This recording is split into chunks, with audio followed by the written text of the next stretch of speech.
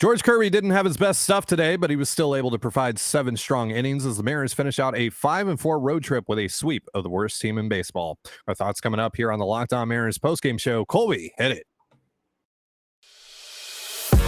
You are Locked On Mariners, your daily Seattle Mariners podcast. Part of the Locked On Podcast Network, your team every day.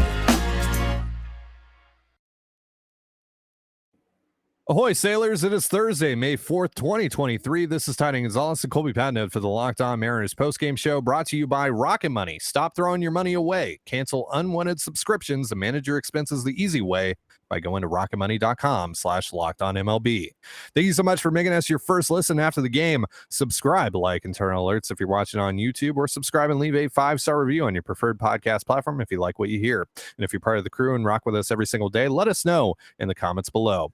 And if you want to hear from us even more, please consider signing up for our Patreon by scanning the QR code that's right above my head. The link, as well as our social accounts, is also in the description of this episode. Mariners win 5-3 to sweep the Oakland Athletics this afternoon. George Kirby, 7 innings of work, 3 runs allowed, all earned, just 2 strikeouts, 1 walk. Colby, your thoughts on Kirby today? Yeah, it wasn't great. What I would say, to be nice about it, he was mediocre today against a mediocre lineup. But, he was able to go deep in this game, which is nice given the Mariners' current bullpen and the fact that you don't have an off day before you head into your big weekend series against the Astros. So at the very least, he was able to get deep in the game. Pitch count was in good shape pretty much the entire day. But just not a lot happening here. He didn't spin the ball particularly well. The spin rates on the day were down based on his yearly average. The fastball velocity was fine. It was right in line with what his yearly average has been so far, but it did seem like there were a lot more 93s today than 95, 96. So I don't know, maybe just one of those days. It was kind of a cold, damp day down in Oakland too. So we'll see. I don't think there's anything to be worried about here, but obviously, 7 innings, you only get 3 strikeouts. Obviously that's not a great performance. You give up 3 runs against a pretty bad A's team. Again, not great, not awful. He was fine today. He was good enough to get the win. At the end of the day, that's the only thing that matters. Did you pitch well enough to give your team a chance to win? He certainly did, but this was a far cry from what we saw in Philly.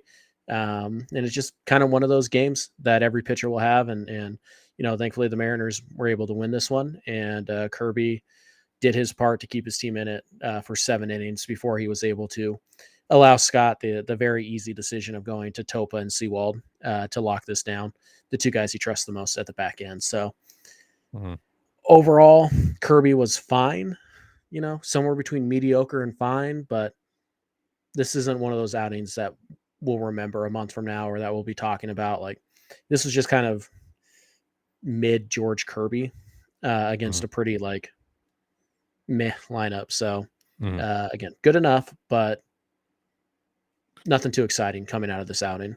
Right. Kirby going 7, though, gives your bullpen a little bit of a blow here before heading into a very important weekend series against the Astros with no day off in between. Now, Kirby entered this game with a 704 Ks per 9. That's really low. And again, he only had 2 strikeouts today. So what's going on that front? Why is George Kirby not striking guys out right now? Yeah, I think, maybe the numbers don't bear this out, but it seems to me that teams are being really aggressive with Kirby early in the count, particularly on the fastball. They know Kirby's going to throw strikes. They know he's going to be around the strike zone. So they're not allowing themselves to get to 2 strikes. And Kirby's stuff, while it's very good, it's not elite stuff. It's not, number 1 stuff. It's not Luis Castillo stuff. It's not Matt Brash. It's not on that level.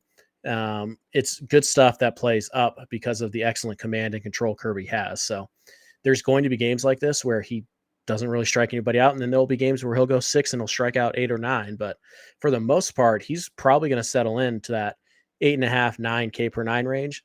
And maybe there's a year where he bumps it up to 10. But he doesn't have to be a big strikeout guy. He has the arsenal to go out there and just kind of pitch to contact if he needs to, get deep in games. So I think right now the reason the Ks are a little bit down, mostly because teams are really trying to attack him early. and they're trying to put the ball in play against him early because they know he's going to be around the strike zone. So it's a double-edged sword, right? Kirby doesn't get the strikeouts.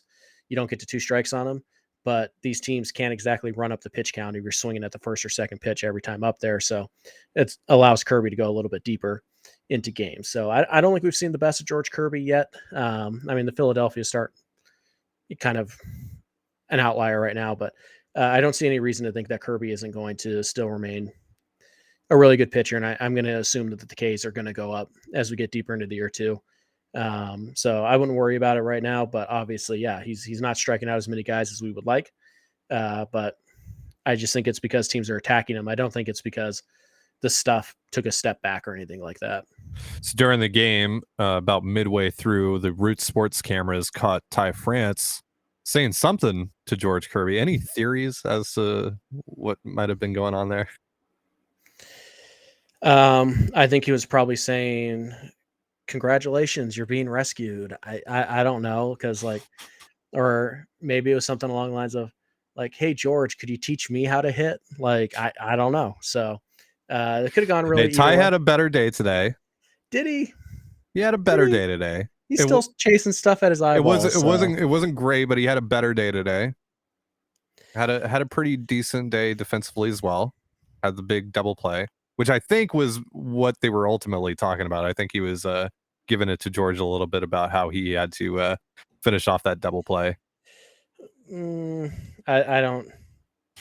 Maybe. I guess the good news is it doesn't matter if Ty is the worst hitter in all of baseball for a month. He's still going to have fun. He's still going to enjoy himself. So, good for him. It was definitely a fun moment, though. That's for sure.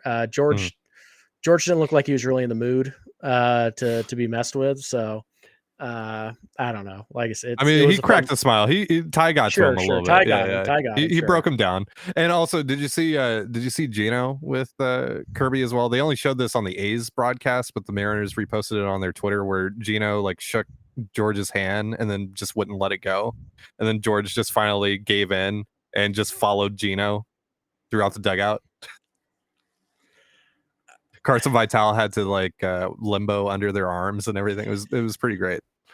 Yeah. So I don't know. George must have just been in a bad mood today, I guess. He probably showed up to the ballpark a little bit PO'd, and I guess they're just like, "Hey man, relax. It's fun." Or maybe he wasn't happy with his performance today. I don't know, but they were ribbing him a little bit today in the dugout. the team's still loose despite early season struggles and current struggles through most of the people in that lineup right now. Doesn't feel like they feel like this. It doesn't look like they feel like the season is lost. So, yeah. And hey, would you look at that after the win and after the 5-4 road trip? They're only one game under 500 now. They are 15-16 again, heading into a really big series with the Astros. We'll get you set for that series tomorrow. You can catch those games on the Sirius XM app. Or the SXM app with SiriusXM on the Mariners' hometown broadcast. But now we're going to turn our attention to Taylor Trammell, who had a big game at the plate today. We're going to talk about his big day overall and the Mariners' unwillingness to let him hit against any sort of left-handed pitcher, no matter the situation. It's really mind-boggling. But first, a reminder, this episode of Locked On Mariners is brought to you by BetterHelp.com. Getting to know yourself can be a lifelong process, especially because we're always growing and changing. Therapy is all about deepening your self-awareness and understanding, because sometimes we don't know what we want or why we react the way we do until we talk through things. BetterHelp connects you with a licensed therapist who can take you on that journey of self-discovery from wherever you are. I'm really struggling with this one today. Therapy can be helpful for learning positive coping skills and how to set boundaries. It can empower you to be the best version of yourself.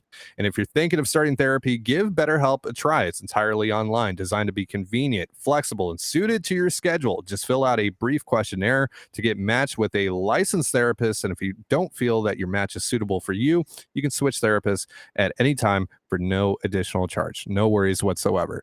Discover your potential with BetterHelp. Visit BetterHelp.com/LockedOnMLB today to get 10% off your first month. That's BetterHelp, HELP.com/LockedOnMLB. and you're listening to the Locked On Mariners postgame show. Thank you again for making us your first listen after the Mariners 5-3 win over the Oakland Athletics. And a big contributor to those 5 runs was Taylor Trammell. He drove in 3 of them, 2 with a opposite field 2-run home run that gave the Mariners a 2-1 lead early on in the game. And then he walked with the bases loaded to get his 3rd rib of the afternoon. But eventually the A's brought in a lefty reliever and pulled Trammell, despite the Mariners being up by 2, and went with A.J. Pollock, who is a worse defender than Trammell, which is a little bit weird when you're protecting a lead, not trying to claw your way back into a game. To me, I would prefer the defense over the offense. Colby, we saw this last night. They brought him in after Jared Kelenic was ejected from the game, and they let him play some defense for a couple of innings before they pinch hit Sam Haggerty for him, who is not hitting whatsoever right now. So just say he's not a major leaguer. So what's the deal with this? Why are they just absolutely unwilling to let Trammell face a lefty, even in a situation like this where you got a 2-run lead? This is the way, Ty. This is the way of Scott Service when he has platoons. He sometimes tends to overthink them a little bit here. Now, maybe he thinks that there's always a bigger fish, and by protecting Trammell against lefties, he can keep him going against righties. Maybe he thinks that his confidence is so small that one at-bat will shatter Taylor Trammell. I don't know. Or maybe they just want A.J. Pollock to get more at-bats, particularly against lefties, because it looks like Pollock is starting to come out of his slump. So I don't know. Maybe they don't think Taylor Trammell's that good defensively. I tend to disagree. He probably should be playing center field instead of Kelenic, but yeah, it was just kind of a weird decision. I don't get it. Trammell was having good at-bats again today. Obviously, the home run was huge. The walk also huge. Stayed within the strike zone on that. Would have been really easy for him to chase, but he didn't. So, yeah, I don't know. It was a really weird decision. I didn't get it because, like even if you think Taylor Trammell has no shot against the lefty, who cares? You're up by 2 in the 8th. Yeah. You want his defense out there. Mm-hmm. So, and by the way, what happens, God forbid, Jared Kelenic twists his ankle out in center field, and now you've taken Trammell out of the game. Julio's the DH. You really want to run Sam Haggerty back out there in center field? Ugh, you probably shouldn't. So, yeah. I mean, you can forego the DH and put Julio out there, but if Julio's still ailing, if he's healthy enough, yeah, maybe not. So, yeah, I don't know. It was a really weird decision. I didn't quite get it. I didn't really even understand the thought process. It just kind of felt like it was one of those like, oh, lefty on the mound, have to go to Pollock now. And it's like, really? Yeah. They're acting as if like Taylor's going to die if he faces one lefty. Which is weird. It's kind of weird. What was interesting is that the next hitter, right, was Pollock out number 3? I believe Pollock led off the inning. Okay, so they let Wong face a lefty. Yeah. Why didn't they automatically go to Caballero or Haggerty? Right. So yeah. I don't know. It's weird. I don't understand the decision. And they did this last year. This is why we're talking about this, right? Because it's not just the 3 games that Taylor Trammell has played in this year. It's all the data that we have over the course of Trammell's short major league career so far.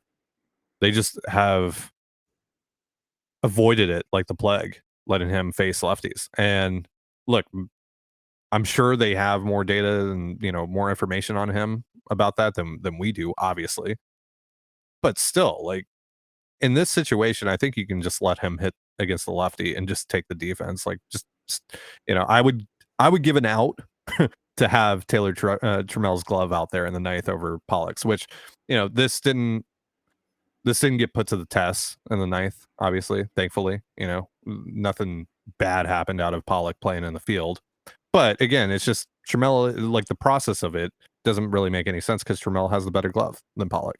And you have a 2-run lead. Just sacrifice the out for the defense. Simple as that to me. It is. I'm trying to pull up Taylor Trammell's minor league splits, see if maybe there's something there. But, we kind of talked about this with Kelenic, right? Like, the only way to know if Kelenic needs a platoon partner is to give him at bats against lefties, because in the minors, there was no indication whatsoever that Jared Mhm. Kelenic was a platoon guy. And then what happened? They started to give Kelenic at bats against lefties. Now he's an everyday player. Yeah. Like, you don't even check to see who's on the mound to see if Kelenic is going to be in the game. Chances are, yeah, probably. So, yeah, I'm curious to see what Taylor's splits are like in the minors. I want to Obviously, see. I'm going to look this up. I want to see how many career plate appearances he actually has at the major league level against lefties, compared to how many he does against righties. Because like again, it just feels like the entire time he's been up at the major league level, they have just completely avoided it. He's actually which surprisingly, he has 83 plate appearances against lefties, mhm. which I mean is a lot relative to how little time he's really had at the major league level.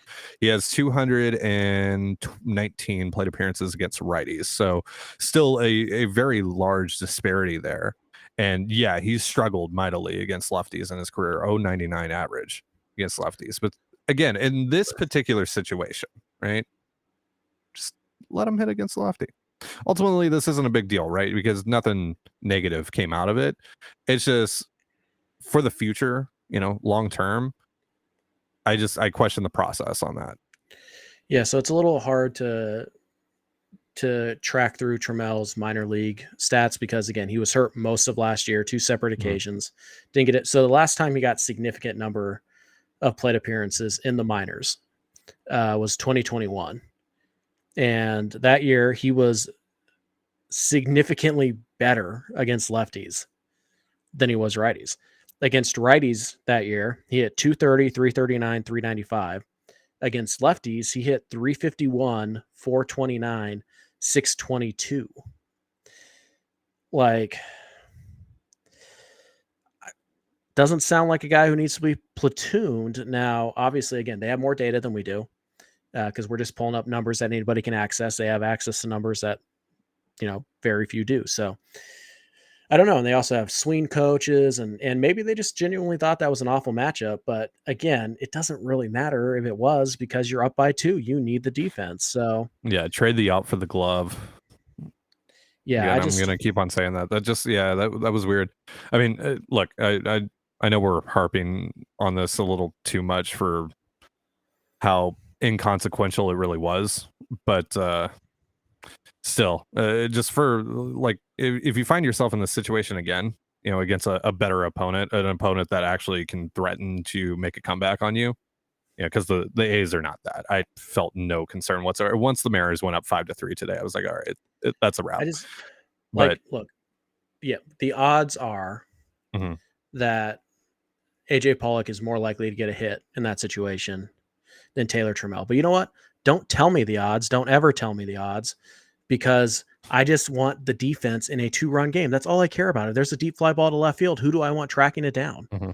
I want Taylor Trammell, because AJ Pollock, it's been okay in the outfield. Like, he's not a Yeah, disaster out there, yeah, but he's fine. It's fine. Trammell is better. Like, end of Yeah, story. So yeah. I don't understand the point of it, but whatever. Like, ultimately we're kind of nitpicking here because it was actually a pretty fun last, I don't know, what, 12 hours or so from when the Marin game ended yesterday until Mhm. around the 4th inning today, when it kind of just became a drag and stopped being a lot of fun. So Yeah. yeah. But yeah, so we're nitpicking a little bit. I honestly didn't think we were going to spend 8 minutes talking about that. No, no, no, yeah. But it was weird to me. So and it's just something that I've noticed a lot since Trammell, or like whenever Trammell's been on the major league roster, and it's just I don't know. There's been other situations like this where you're up and they still just take him out of the game. I don't get it, because to me he's one of your more valuable gloves that you have on your roster right now. But whatever. Um, by the way, so you mentioned Trammell should probably be playing in center field. I think he's a better defender than Jared Kelenic at this point. I think so. I don't like. I'm not 100% certain on that, but I think so. But I, on I that find ball, I find your lack of faith disturbing, Ty. mm, That's right? it's not questionable. Taylor Trammell's better in center field than Sure. Kelnick. So, like, why? Also, by the way, we haven't seen him in center lately. we saw So him I last just, year. yeah, but I just like, he's better. He's better. We know right, Jared Kelenic shouldn't be playing center field. So real quick on the ball that Jared misplayed, he tried to go for the dive. Astros Ruiz ended up having an RBI triple out of that. Did you notice Teoscar Hernandez's urgency or lack thereof to get to the ball? No, as it rolled to the wall. So here's the deal with that. I think once it got past Kelenic, it's a triple. Like, it's a triple. Everybody knows it's a triple. We know how fast Ruiz is. He was in pretty good position. Like, could he have maybe gotten it in a little bit faster to make Ruiz only safe by 5 feet instead of 15 feet? Maybe, but who cares? What if he bobbles it because he's trying to rush to get an out he knows he can't get? So I didn't think there was anything wrong with the effort, to be honestly. I was a little bit puzzled by Kelnic's decision to dive for it, honestly, because I mean, he full sent it. Yeah, I know. It's kind of like, it was a little bit like when you're playing MLB The Show and you accidentally hit the trigger and you like dive and then the ball's like way over there and goes boop. And you're like, well, yeah. That's at least a triple. So yeah, I think Taylor probably catches that. But yeah, no, I didn't have an issue with Teoscar. The minute it got down, my only thought was like, please prevent the inside the park home run. Well, so that's what I was thinking, right? When I saw him just kind of jogging over the ball, I'm like, dude, Astros Ruiz just hit that ball. Yeah. Like, he might actually go all the way. Like, I don't know. Let's pick up the pace here a little bit. Like, I thought that was a weird play. You didn't even try, to be honest with you. You play on the A's. You're 6-25. What do you got to lose? Yeah. Now, I'm not questioning Teo's overall effort because he seems to hustle even in, even when things are not at a great point, right? So this is kind of an isolated thing, but I saw that and I thought that was a little weird and a little out of character for Teo. But overall, I mean, it was like you said, it was going to be a triple. Well, after Kelenic made that decision, it was going to be a triple. So yeah, Taylor catches that. Julio probably catches that, or at least gets closer than Jared. Yeah, like I'm not trying to pile on Jared. It was a tough play, which is why the decision to dive for it was all the more puzzling to me. But whatever. Yeah. All right, we're harping on too much inconsequential stuff. This segment, it's all your fault. That's right. It's all on me. So I'm the negative one. We're gonna switch things up. We're gonna look back on yesterday's game, the 7-2 win for the Mariners. Which, if you look at the box score, you wouldn't have guessed how bad the Mariners offense was for the first 7 or so innings. But we're not gonna focus too much on that. We're gonna talk about Logan Gilbert. We're gonna talk about Jose Caballero's big day, and more coming up here in just a moment. But real quick, a reminder, this episode of Locked On Mariners is brought to you by Rocket Money. Rocket Money is a personal finance app that finds and cancels your unwanted subscriptions, monitors your spending, and helps you lower your bills all in one place. Over 80% of people have subscriptions they forgot about, and chances are you're one of them. Rocket Money will quickly and easily find your subscriptions for you, and for any you don't want to pay for anymore, just hit cancel, and Rocket Money will cancel it for you. It's that easy. Rocket Money also helps you manage all your finances in one place and automatically categorize your expenses so you can easily track your budget in real time and also get alerted if anything looks off. Over 3 million people have used Rocket Money, saving the average person up to $720 a year. So stop throwing your money away. Cancel unwanted subscriptions and manage your expenses the easy way by going to rocketmoney.com/lockedonmlb. That's rocketmoney.com/lockedonmlb. rocketmoney.com/lockedonmlb. Did you need me to repeat that for you, Colby, one more time? I think I got it. It's rocketmoney.com/lockedonmlb. Yeah. And you're listening to the Locked On Mariners postgame show. Thank you so much for joining us after the Mariners 5-3 win over the A's.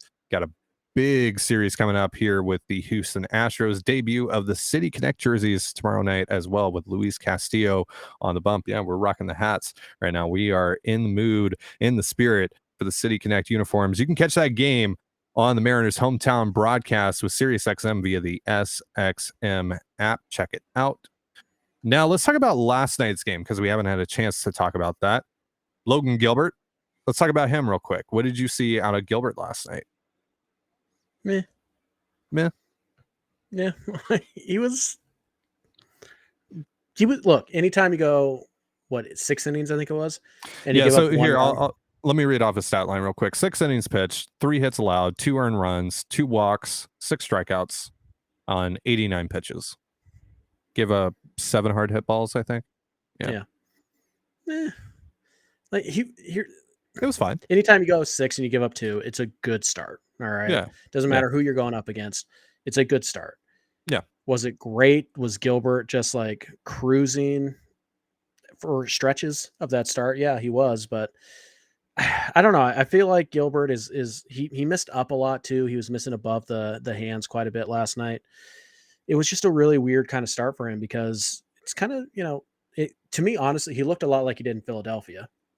Now, Philadelphia's a better offense than Oakland, and the results were better in Oakland than Philadelphia. But I don't know, like, I don't feel comfortable saying that's because Gilbert was better in Oakland than he was. He had better stuff, better command than he was in Philly. That might just be because the A's are bad. But overall, I would say he was pretty good. I was a little concerned that I saw 91 miles an hour, 92 miles an hour flash up on the fastball a couple times last night. That's a bit of a concern for me. So, just not really throwing a splitter much either. Maybe that's due to some kind of arm fatigue as well, or maybe it's just the matchup because there were a lot of righties in the lineup. I don't know, but yeah, Gilbert was pretty solid. But the one thing I did find interesting, knuckle curve over the slider last night. That's pretty unusual for Logan. So I don't know if that's a feel thing. Again, I don't know if maybe he's trying to protect some kind of, soreness or something like that. But yeah, it was just pretty interesting. Knuckle curve over the slider. And honestly, his knuckle curve was his best pitch last night. So we'll see. Overall, it's a solid outing, but again, it's not, it's not Bryce Miller, obviously, but it was fine. Like there's nothing wrong with that outing. It was more than good enough for the team to win the game that he pitched. And, ultimately they did. But it took a while. But yeah, Gilbert was fine. Gilbert was better than Kirby today, but I wouldn't say that Gilbert was great by any stretch. He was good, not great. I think that's pretty fair characterization. Agreed. Jose Caballero came through with a 3-hit game, his first multi-hit game of his career, and he broke the Mariners scoring drought with an RBI single, one of his 3 singles on the night. By the way, shame on us for not mentioning that Colton Wong had a couple of hits today, including a 2 RBI single that proved to be the difference in this game. So Colton Wong starting to figure things out. You actually posted some numbers about his last 10 games on the Locked On Mariners Twitter. Sure. You vamp while I pull them up. Yes. Keep in mind, this is after his second at bat. He did add another hit later, so the numbers are actually better than. There you go. So yeah, I posted, but yeah. So him and Caballero have at least provided some offense towards the bottom half of the Mariners lineup. Actually, the bottom half of the Mariners lineup was where really all the contributions were coming from for most of last night. That. Man, when they had second and third, no outs, like when JP and Caballero got on, made it second and third, no outs, and Julio and Ty France struck out consecutively. Hit a ground ball to the freaking shortstop. Please get a run, dude. Especially Ty France. I was gonna turn into the Joker after watching those 2 at bats. Like if Julio wants to go up there and try to make it a 3-run bomb because there's nobody out, like fine, whatever. I think that's selfish. Yeah. And I think Julio's taken some really selfish hacks the last few days, trying to break out of his slump by hitting a 500-foot home run every time he's up there. Selfish baseball. But you're Ty France, okay? You don't have the luxury of being like, oh, I'll just knock a 3-run homer. I'm going to be fine with this. Put a ball on the freaking ground somewhere past the pitcher and you score a run. That is your literal job as the number 2 hitter in this lineup. Do it. Yeah. Instead, he chased a pitch up at his eyes again. He's doing this over and over again. Anyways, elevated fastball is about 1.5 foot outside of the zone, outside of the top of the zone. Like, what are you swinging at? Like at the letters or slightly above. They are at his head. They are eye level, and he's swinging at him like an idiot. Yeah, Anyways, all right. Colton Wong. You got the Colton Wong numbers for us? Yeah, over his last 10 games, including through 2 at bats today. So obviously he added another hit and 2 more at bats, so these numbers would go up. But over his last 10 games, 9 for 31, which is a 290 average, plus 3 walks. It's a 290 batting average with a 353 on base, only a 311 slug. So only 1 extra base hit in those 9. You want more power. You want Wong should be able to have, around a 400 slug, give or take. So you want more power out of that. But if Colton Wong is going to hit 290 with a 350 on base the rest of the year, which again, he's not, but then he's going to finish the year 260, 340. That is a really good player. That's probably a 2.5, 3-win player, which is all you ever needed and wanted Colton Wong to be. So he's starting to figure it out. No, he's not torching the ball. He's not hitting line drives all over the field, but that's not really his game. Right. Colton Wong is a guy who's going to, it's like Ty France, right? They're not going to hit the ball hard. They're not going to have high exit velos. That's not their game. They use the whole field. They find base hits. They get the ball on the grass, or, in Ty France's case, the last week or so, no, never, nothing. Worst hitter in baseball. Ty France apparently is the thing now. So yeah, but Colton Wong's starting to figure it out, which is nice because JP Crawford is still taking walks like a champ. And Jose Caballero just seems to do something every time he's in the game to help his team win. And so you can kind of start, and AJ Pollock, by the way, starting to hit a little bit. Yeah. We talked about that, a few days ago, that Pollock looked like he was. We talked about it yesterday. Yeah. Looked like Pollock was really, really close because he's hitting the ball hard, right? He's not striking out anymore. And it just, the launch angle is a little bit off. It looked like he was close, and then boom. So Wong is getting there. Pollock is getting there. JP is maintaining what he's done pretty much the entire year. He's just walking a ton. And Caballero, they've kind of found their Dylan Moore replacement. They're getting that production from somebody else, and it's Caballero. And that's really the frustrating thing about this offense. And I tweeted this last night. The frustrating thing about this whole conversation is that people are pointing back to the offseason saying they needed to add a DH. They needed to add a DH. They don't. Well, they do, but that's not what we should be focusing on right now. The problem is that right now, Julio Rodriguez, Ty France, Eugenio Suarez, Teoscar Hernandez, they've been bad for a majority of the first month. Those are 4 players who are all-star caliber players. We're not talking about them going out there and relying on some 4A guy like Tommy La Stella. No, Tommy La Stella is not the problem, and now he's gone, so stop blaming him. The problem is that your 4 best bats, they aren't hitting right now. Yeah. Or they're not hitting enough. That is the problem, and that is what we should be focusing on, not, well, they should have signed Nelson Cruz. Yeah. No, because if those 4 guys are hitting anywhere near, and we're not asking them to be anything more than they've ever been for their entire career. If they just did that for the rest of the year, this is a top 10 offense in all of baseball. You could put that down in pen. I tweeted this last night that, they absolutely should have added, one more legit bat during the offseason. But that falls down the list of things to point the finger at for the reason for the Mariners' lack of success so far offensively, their struggles offensively. Because again, like you mentioned, Julio, Gino, Ty, and Teo, you're not getting really anything out of those guys. Now, Gino and Teo kind of turned things around since I tweeted that. Gino broke through with his first home run in what feels like forever. Since April 15th. Jeez. Yeah. So a little over half a month since his last home run. So that was nice to see. Nice 3-run opposite field shot after, a couple of outs there in extra innings where it was looking like, the Mariners might not even score here in extras. And then they end up blowing up for 5 in the 10th to win 7-2. Brilliant at bat by Ty France. Yeah. So you're beating the dead horse now on Ty France. It's really frustrating, dude, because like he's better than this. We know he's better than this. And he should absolutely be held to that standard too. Yeah, this is the worst he's ever looked. Last year he played without one of his elbows essentially, and he looked better than this. It boggles my mind. But anyways, back to the point. Well, real quick on that, just at the very least, it's it's worse because he's healthy, or at least as far as we know, he's healthy. Yeah. And we've never, and I don't think we've ever seen a healthy Ty France struggle, and definitely not struggle like this. Yeah. No, because it's not just that he was 0 for 22. It's that he was 0 for 22, striking out 12 times, half of them on pitches at his eyeballs. Like the at-bats are just putrid. Anyways, as you were going to say, I'm sure, Teoscar, 3 hits in his last 5 or 6 at-bats, all of them hard hit line drives. Yep. Just missed having all 3 of them be doubles by about a foot. Just missed a home run today. Yeah, by right off a the couple wall. feet. So Yeah. so hopefully again, that is that is a sign that those two guys are starting to turn it around. Gino technically did have a hit today, really knocked the crud out of the ball. Exit velocity of about 28 miles an hour, but Wheel whatever. It's a hit. Suarez. Wheel Sure, Suarez. sure. Yep. So hopefully that is a sign that those two guys are turning around, because you don't need Julio and Ty and Gino and Teo to all be good at the same time for this to be a pretty good offense. You Right. just need one or two of them. Yeah. Just one or two of those guys step up and just do what they've done their entire career.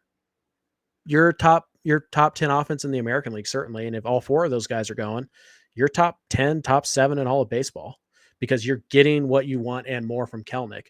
You're Mhm. getting what you want and more from JP Crawford. You've had two guys step up and give you value at the plate that you weren't expecting so far. So all you need is for everybody else to just be the guy they've always been. And this is a Yeah. really good offense. Yeah. So in theory, if you added one more bat this offseason, yeah, it would help the problem. But you're still in a pretty rough spot if Julio, Ty, Gino, Teo are performing like this. Right. And this is something that no one could possibly foresee. Like, especially Right. like Julio coming off of the year that he had, it's just all these guys are really struggling right now. Does that mean that they're going to struggle for the whole year? No. These guys are going to turn it around. It's just right now, it sucks. What we're seeing right now, it's really hard to bad. watch. It's really bad. It's really frustrating. Like that, again, going back to when it was second and third, no one out with Caballero and Crawford on base, and you got Julio and France coming up. Those guys, it shouldn't even be a question. Those guys should be at least, sack fly, score a run. That should be the bare minimum from those guys from the top of the lineup. They had their heels on the outfield grass. You just had to hit a ground ball past the pitcher, and you score a run. Yeah. So Man, it's frustrating right now. They'll get things turned around, but in the interim though, it's a rough watch. All right, so that's going to do it for our show. Thank you so much for joining us here on the Locked On Mariners podcast. For Colby Patnode, I'm Trident Gonzalez. Be sure to give us a follow on Twitter at @LO_Mariners. You can follow me at Dane Gonzalez. That's DANEGNZLZ. And Colby at CPAT11. That's CPAT11. Follow us on Instagram and TikTok as well over at Locked On Mariners. That's one word, Locked On Mariners. You can also find all that stuff in the description of this episode. And thank you again for making us your first listen after the Mariners 5-3 win. Tomorrow we'll get you set for the Mariners Astros series, which you can check out on the SXM app with SiriusXM on the Mariners hometown broadcast tomorrow night. But for now, have yourself a beautiful baseball day, and we'll see you tomorrow. Peace. Live long and prosper.